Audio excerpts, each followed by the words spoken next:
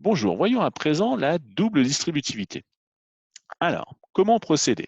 Nous avons des expressions dans lesquelles, en fait, un des facteurs est la somme de deux termes et le deuxième facteur est également la somme de deux termes. Nous allons devoir donc distribuer chacun des termes du premier facteur sur la deuxième parenthèse.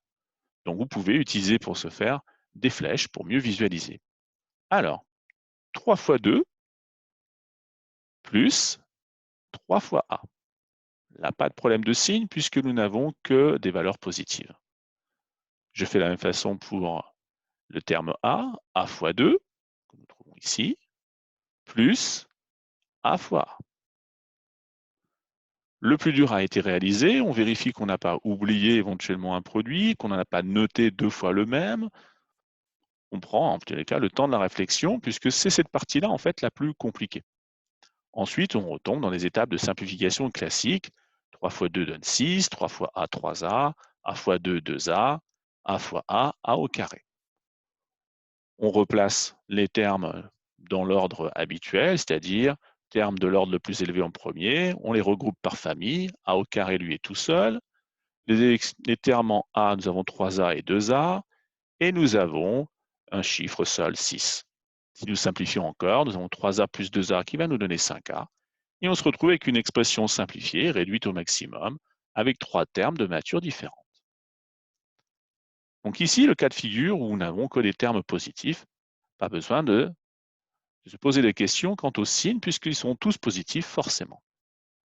Là où les choses se complexifient, c'est que lorsque nous avons des termes négatifs, et comme à chaque fois que vous travaillez avec les relatifs, il va falloir veiller à faire en sorte de penser aux signes en premier. La méthode reste la même. Moins 2t fois t, donc moins 2t fois t, moins 2t fois moins 4, moins 2t fois moins 4. Attention, je n'oublie aucun des signes. Puis je distribue le moins 3 fois t, moins 3 fois t, et moins 3 fois moins 3. Pardon, moins 3 fois moins 4, pardon. Moins 3 fois moins 4.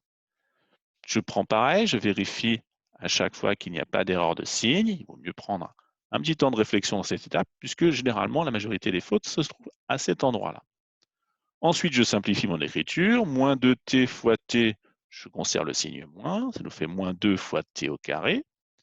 Moins 2t fois moins 4, si je multiplie les chiffres ensemble, moins 2 fois moins 4, ça nous donnera un résultat positif. Donc je pense au signe en premier. Ça nous fait 8, donc 8t. Moins 3 fois t, moins 3t. Et moins 3 fois moins 4, produit de deux nombres négatifs, le résultat sera positif et 3 fois 4 est égal à 12. Dernière étape, je regroupe, je simplifie. Expression avec t carré, je n'ai que moins 2t au carré, il reste seul. Par contre, j'ai 8t moins 3t. 8t moins 3t, j'en ai 8, j'en enlève 3. Il me reste donc 5t. Et vous voyez qu'il y a une petite erreur sur la fin.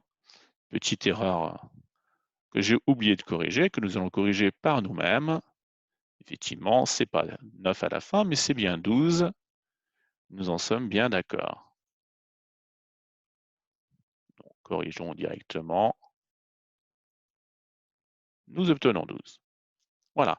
Donc, rassurez-vous, hein, pas toujours dans le cas le plus complexe avec un grand nombre de termes qui sont négatifs. Néanmoins, à chaque fois que vous avez des termes négatifs ou des relatifs de toute façon négatifs, vous savez bien que vous devez toujours penser aux signes en premier.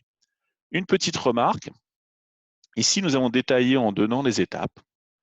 Il est assez fréquent que pour certains élèves, le fait d'écrire l'étape induit parfois plus d'erreurs que de le faire de tête. Donc, si vous êtes dans ce cas de figure, si vous identifiez que vous êtes dans ce cas de figure, n'hésitez pas à supprimer la première étape et à passer directement à la deuxième. OK? Donc, j'insiste là-dessus. Il y a effectivement de nombreux élèves pour qui, effectivement, écrire cette étape est une source d'erreur. Ils font parfois moins d'étapes en ne l'écrivant pas. Donc, à vous de bien vous connaître, comme à chaque fois, et à savoir ce qui, pour vous, fonctionne le mieux. Je vous remercie.